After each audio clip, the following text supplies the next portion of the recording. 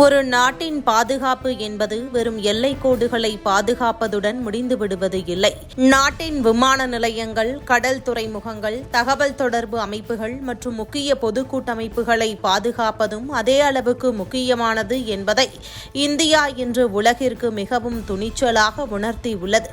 வல்லரசு நாடுகளுக்கே சவால் விடும் வகையில் எடுக்கப்பட்டுள்ள இந்த அதிரடி நடவடிக்கை ஒட்டுமொத்த சர்வதேச அரங்கையும் உற்றுநோக்க வைத்துள்ளது. துருக்கியைச் சேர்ந்த செலிபி ஏவியேஷன் என்ற நிறுவனம் கடந்த 17 ஆண்டுகளுக்கு மேலாக இந்தியாவின் டெல்லி, மும்பை, சென்னை, பெங்களூரு, கொச்சி, கண்ணூர் உள்ளிட்ட மிக முக்கிய சர்வதேச விமான நிலையங்களில் தரை சேவைகள், சரக்கு கையாளுதல் மற்றும் ஒட்டுமொத்த விமான சேவைகள் தொடர்பான அதிமுக்கிய பணிகளை மேற்கொண்டு வந்தது.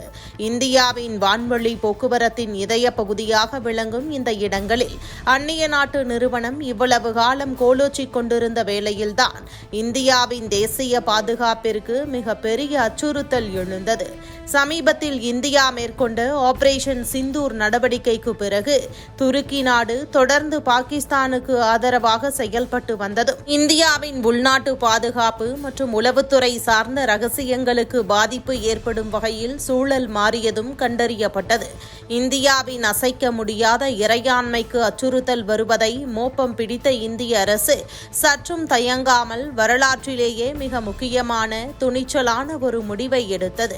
தேசிய பாதுகாப்பை மட்டுமே முதன்மை காரணமாக காட்டி செலிபி ஏவியேஷன் நிறுவனத்திற்கு வழங்கப்பட்டிருந்த ஒட்டுமொத்த பாதுகாப்பு அனுமதியும் அதிரடியாக ரத்து செய்யப்பட்டது. இதன் விளைவாக இந்தியாவின் மிக முக்கிய விமான நிலையங்களில் அந்த நிறுவனத்தின் ஒட்டுமொத்த செயல்பாடுகளும் ஒரே இரவில் முடக்கப்பட்டன. இந்த அதிரடி முடிவு உலக நாடுகள் அனைத்தையும் அதிரச் செய்துள்ளது. ஏனென்றால் இது ஏதோ ஒரு தனியார் நிறுவனத்திற்கு எதிராக எடுக்கப்பட்ட சாதாரண நடவடிக்கை அல்ல.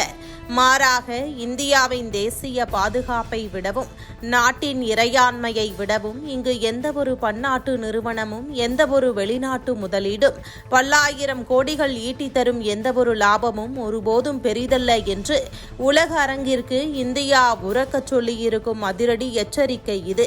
இந்த அதிரடி நடவடிக்கையை தாங்க முடியாமல் அந்த நிறுவனம் உடனடியாக நீதிமன்றத்தை நாடி தங்களுக்கு ஆதரவாக உத்தரவு பெற முயன்றது. ஆனால் நாட்டின் பாதுகாப்பு மற்றும் தேசிய நலன் என்பது முழுமையாக அரசின் முதன்மையான பொறுப்பு என்றும் உளவுத்துறை அறிக்கைகளின் அடிப்படையில் எடுக்கப்பட்ட இத்தகைய தேசிய பாதுகாப்பு விவகாரங்களில் நீதிமன்றம் தலையிட முடியாது என்றும் நீதிமன்றமும் திட்டவட்டமாக தெரிவித்துவிட்டதாக தகவல்கள் வெளியாகி இந்தியாவின் இந்த மாஸ் நடவடிக்கைக்கு மேலும் பலம் சேர்த்துள்ளது. இதிலிருந்து உலக நாடுகள் அனைத்தும் மிக தெளிவாக புரிந்து கொள்ள வேண்டிய ஒரு கசப்பான உண்மை இருக்கிறது. இது பழைய பலவீனமான இந்தியா அல்ல. தன் நாட்டின் பாதுகாப்பு குறித்து முடிவெடுக்க யாரிடமும் அனுமதி கேட்கும் தேசமும் அல்ல.